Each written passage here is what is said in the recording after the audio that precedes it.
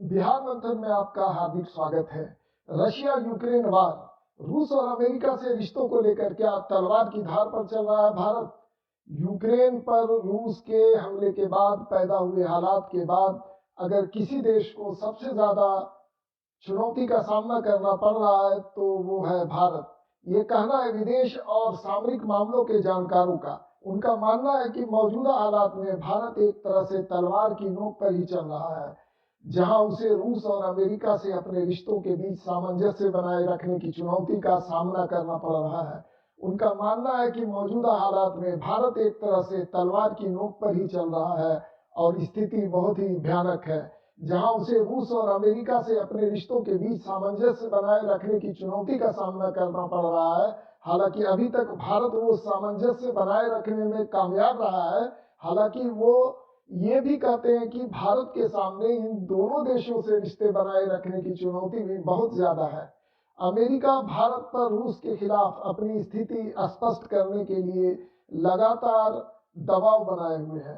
Quad की बैठक के बाद अमेरिकी राष्ट्रपति जो बाइडेन ने जोर देते हुए कहा कि रूस के यूक्रेन पर हमलों को लेकर कोई बहाना या टालमटोल नहीं चलेगा।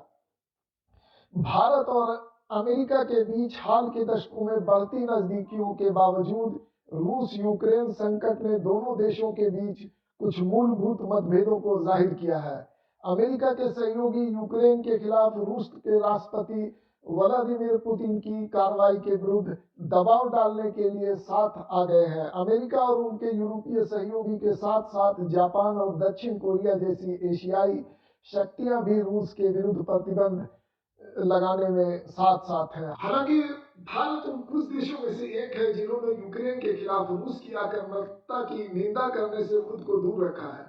प्रधानमंत्री नरेंद्र मोदी ने 24 फरवरी को पुतिन के साथ फोन कॉल में सिर्फ हिंसा को तत्काल खत्म करने की अपील की।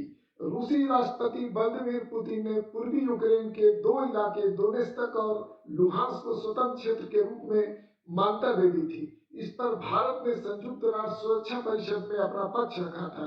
इन दोनों इलाकों को पीपुल्स रिपब्लिक ऑफ डोनेट्स्क और लुहांस्क घोषित किया था और 2014 से ही ये यूक्रेन से लड़ रहे हैं।